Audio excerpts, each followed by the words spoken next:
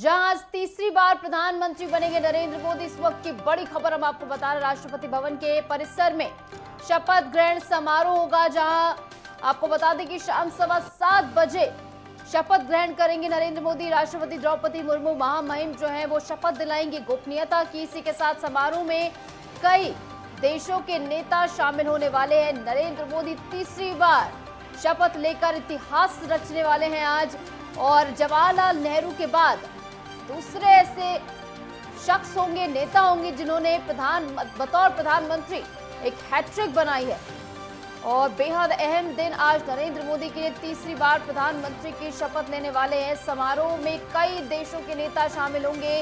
लोकतंत्र के इस पर्व का बेहद खास दिन आज, जहां आज तीसरी बार प्रधानमंत्री बनेंगे नरेंद्र मोदी। जनता ने एक बार फिर से 5 साल नरेंद्र मोदी को दिए हैं, बीजेपी को दिए हैं, एनडीए को दिए हैं। और इसी के तहत शाम 7:15 बजे शपथ ग्रहण करेंगे नरेंद्र मोदी। इससे पहले वॉर मेमोरियल पहुंचे, जहां पर शहीदों को नमन उन्होंने किया, श्रद्धांजलि दी।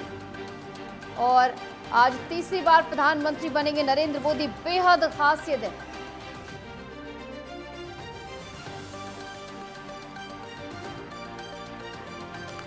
तो आज बेहद खास दिन, तीसरी बार शपथ लेकर इतिहास रचने वाले नरेंद्र मोदी। इस बीच हमारे साथ हमारे प्रमुख संवाददाता राजकुमार जुड़ गए हैं ज्यादा जानकारी के साथ। पीएम आवास के बाहर वो मौजूद हैं।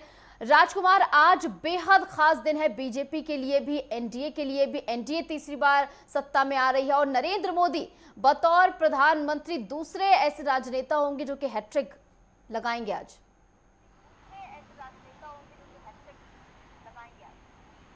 बिल्कुल निशु, स्वाभाविक तौर पर देखिए जो जद्दोजहद थी है वो धीरे धीरे 2024 का जो चुनाव था, चुनाव संपन्न हुए 7 चरणों में, और उसके बाद अब उसका जो प्रतिफल है वो मिलता हुआ आज दिखाई देगा। शाम को 7:15 बजे का समय जो है वो मुकर्रर किया गया है राष्ट्रपति भवन में।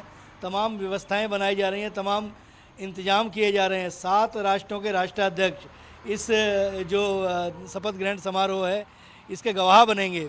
उसके अलावा इस समय मैं प्रधानमंत्री के आवास पर मौजूद हूं और यहाँ पे भी सरगर्मियाँ तेज़ हो गई हैं। 11:30 बजे का समय मुकर्रर किया गया है।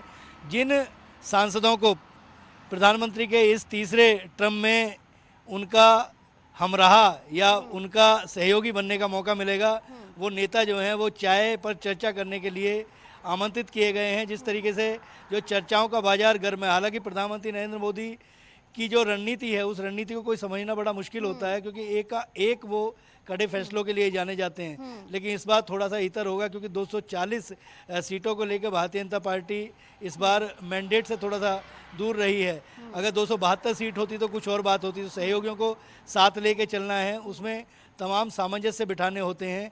और साझे का घर जब बनता है तो किस तरीके से रणनीति आगे चलती है, किस तरीके से सरकार आगे चलती है, ये देखना दिलचस्प होगा। लेकिन अभी तक की जो सूचना है वो ये है कि जो सहयोगी दल हैं उनके नेताओं को भी आमंत्रित किया गया है, चाहे वो चिराग पासवान की बात कर लें, जयंत चौधरी की बात कर लें, उसके अलावा जीतन राम मांझी चिराग को पासवान लेकर को भी फोन आया है, जीतन राम मांझी को फोन आया है, जो कि अपने आवास से बाहर निकले बेहद खुश नजर आ रहे थे।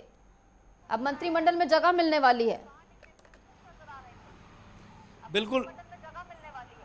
बिल्कुल निशु, 11:30 बजे ये सब लोग जो हैं, जिन लोगों को कॉल गई है, वो सब लोग प्रधानमंत्री आवास पे, जो आप मेरे पीछे हमारे दर्शकों को अगर दिखाने का प्रयास करें तो ये वही इमारत है, ये वही जो ये पेड़ हैं, इन पेड़ों के पीछे आज वही इतिहास लिखा जाएगा। और चाय पर चर्चा करने के लिए एक छोटा सा एक ब्रेकफास्ट का आयोजन जरूर किया गया है, ताकि बहुत बेहतर तरीके से शाम का जो शपथ ग्रहण समारोह है उसको अच्छे और खुशनुमा माहौल में बनाया जा सके। आज पूरे दिन ये सरगर्मियां तेज रहेंगी और प्रधानमंत्री का आवास आज पूरे देश नहीं बल्कि पूरे दुनिया की जो है ना कहीं केंद्र बिंदु रहेगा। आज राजनीति जो है वो पूरी यहाँ सरगर्म रहेगी और देखना बड़ा दिलचस्प होगा कि शाम को शपथ ग्रहण लेते हुए कौन कौन नेता दिखते हैं। लेकिन एक बात जरूर तय है कि इस बार प्रधानमंत्री नरेंद्र मोदी को संगठन को भी सशक्त बनाने की आवश्यकता है।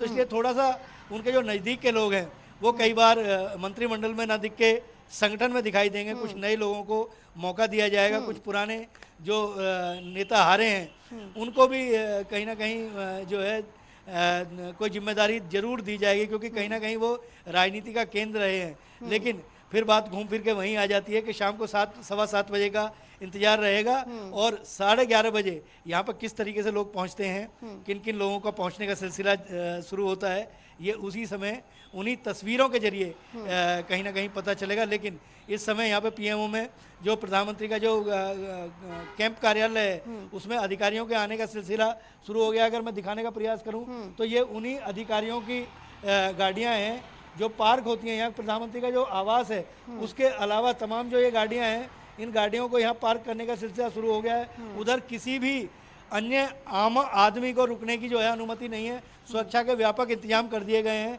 मीडिया के लिए एक ये इधर का एक एरिया बनाया गया है इस सड़क के इधर रहकर, और जो कुछ दिखना है उसको कहीं ना कहीं देखना जो है बड़ा दिलचस्प होगा कि किस तरीके से कौन कौन लोग आते हैं। लेकिन सरगर्मियाँ तेज होंगे। 11:30 बजे का जो इंतजार है वो धीरे धीरे खत्म होगा। निशु, बिल्कुल, आज एक नया अध्याय भारतीय इतिहास में दर्ज होने वाला है। बतौर गैर कांग्रेसी आज तीसरी बार अपने कार्यकाल की ओर बढ़ रहे हैं नरेंद्र मोदी। बेहद खास दिन है।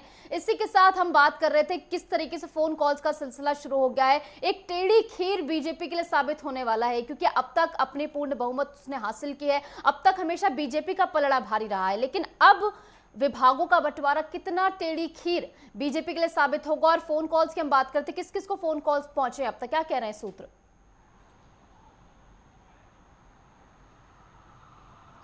देखिए निशु, जहाँ तक फोन कॉल्स की बात है तो सहयोगियों के जिन नेताओं के मैं नाम ले रहा था, चाहे चिराग पासवान, जयंत चौधरी, जीतन राम मांझी के अलावा बिहार के और कई नेता, लल्लन सिंह जैसे नेताओं को फ़ोन कॉल जाने की सूचना बताई जा रही है कि उनको फ़ोन कॉल गए हैं। 11:30 बजे वो लोग आएंगे। आकर यहाँ पर एक चाय का आयोजन किया गया है, चाय पार्टी का। चाय पर चर्चा करेंगे। प्रधानमंत्री उन्हें बताने का प्रयास करेंगे कि विजन को किस तरीके से आगे बढ़ाना है। अगर भारतीय जनता पार्टी की बात कर लें तो भारतीय जनता पार्टी में एक बात जरूर तय है कि गृह, रक्षा, वित्त, ये 3 मंत्रालय जो है ये बहुत अहम मंत्रालय माने जाते हैं। ये मंत्रालय भारतीय जनता पार्टी अपने पास स्वाभाविक तौर पर रखेगी। राजनाथ सिंह इस मंत्रिमंडल का हिस्सा बनने की तरफ अग्रसर होंगे। उसके अलावा नितिन गडकरी ने जिस तरीके से काम किया, क्योंकि उनका जो पीछे के 2 टर्म अगर देख लिए जाएं तो नितिन गडकरी ने बहुत स्पीड से चीज़ों को आगे बढ़ाया है और उनका काम दिखा भी है। तो उनकी जो है चर्चा है कि वो भी मंत्रिमंडल का हिस्सा रहेंगे। लेकिन क्योंकि जब तक पर्दा उठ ना जाए, शाम को 7:15 बजे का इंतजार करना चाहिए। फ़ोन कॉल्स जरूर जा रहे हैं। कुछ सहयोगियों को, कुछ ऐसे नेताओं को भी फ़ोन कॉल गए हैं कि जो मंत्रिमंडल का हिस्सा नहीं होंगे, लेकिन उन्हें सम्मान के तौर पर बुलाया जा रहा है। और राजकुमार, कहा यह जा रहा है कि इस बार बिहार का वजन थोड़ा ज्यादा होगा केंद्र की राजनीति में। जिस तरीके से लल्लन सिंह को फोन जाने की खबरें हैं, और लल्लन सिंह को अगर दिया जाता है तो गजेंद्र सिंह का क्या होगा?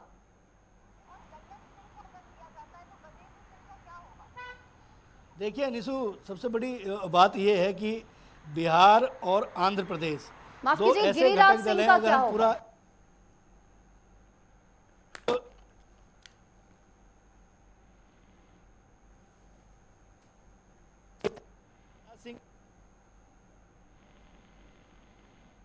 इस बार ज़्यादा बयानबाजी और ज़्यादा बोलने वाले लोगों की शायद मंत्रिमंडल में कम जगह दी जाए, क्योंकि संगठन और सरकार 2 अलग तरीके की चीज़ें होती हैं।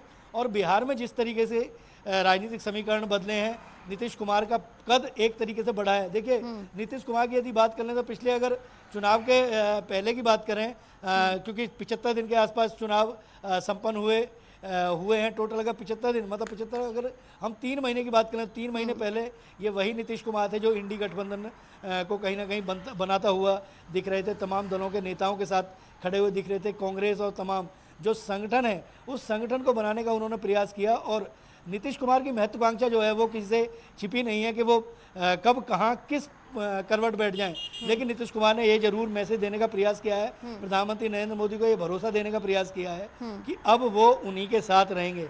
लेकिन इसके बावजूद भी जो प्रधानमंत्री को जानते हैं, समझते हैं, प्रधानमंत्री नरेंद्र मोदी किसी भी तरीके का रिस्क लेना नहीं चाहते हैं। ये जो सरकार है, ये सरकार जो बने, इस सरकार को बहुत बेहतर तरीके से, लेकिन उनका जो टेम्परामेंट है काम करने का, प्रधानमंत्री नरेंद्र मोदी का बिल्कुल स्पष्ट तौर पे मानना, या उनके आसपास के लोगों का बिल्कुल स्पष्ट तौर पे मानना ये है कि जो छवि एक बनी है अंतर्राष्ट्रीय स्तर पर, जो उनकी छवि बनी है, उस छवि को प्रभावित करना नहीं चाहेंगे। आंध्र प्रदेश है चंद्रबाबू नायडू, और चंद्रबाबू नायडू के अलावा अगर बिहार की बात करें तो सबका जरूर उसमें पार्टिसिपेट होगा सरकार में। लेकिन सरकार की अगर स्थिति देख लें तो 240 सांसद केवल भारतीय जनता पार्टी के हैं। 240 के बाद अगर 72 का आंकड़ा करें तो 32 की आवश्यकता होती है। तो 32 सांसदों के लिए अगले 2-3 महीने में बहुत सारे राजनीतिक समीकरण जो है बनते और बिगड़ते हुए दिखेंगे। लेकिन अगर आज की बात कर लें तो आज स्थिति ये है कि सबका साथ, सबका विकास और सबका विश्वास के साथ इस सरकार को प्रधानमंत्री नरेंद्र मोदी चलाना चाहते हैं। प्रधानमंत्री कोई भी इस तरीके की जो है कमिटमेंट करना नहीं चाहते जिस कमिटमेंट को कल पूरा ना किया जा सके।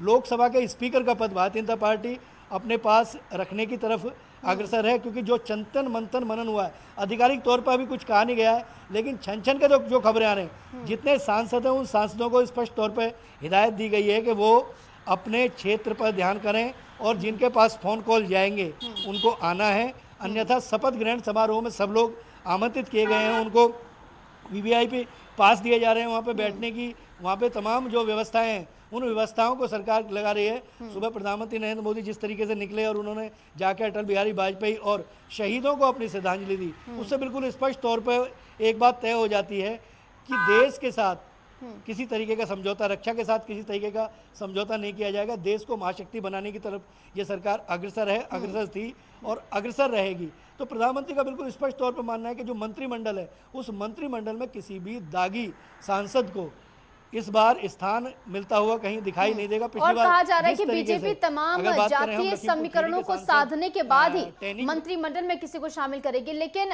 जिस तरीके से फिलहाल कयास लगाए जा रहे, फोन कॉल्स भेजे जा रहे, अब देखना होगा किसको कौन सा पोर्टफोलियो दिया जाता है। फिलहाल के लिए बहुत बहुत शुक्रिया राजकुमार हमारे साथ जुड़ने के लिए और तमाम जानकारी हमारे साथ साझा करने के लिए। तो इस वक्त राजधानी दिल्ली में हलचल तेज है, जहां नरेंद्र मोदी तीसरी बार आज शपथ लेकर इतिहास रचने वाले हैं। शाम 7:15 बजे शपथ ग्रहण करेंगे नरेंद्र मोदी। लगातार इस पर हमारी नजर बनी हुई अपडेट्स आप तक पहुंचा रहे हैं। इस बीच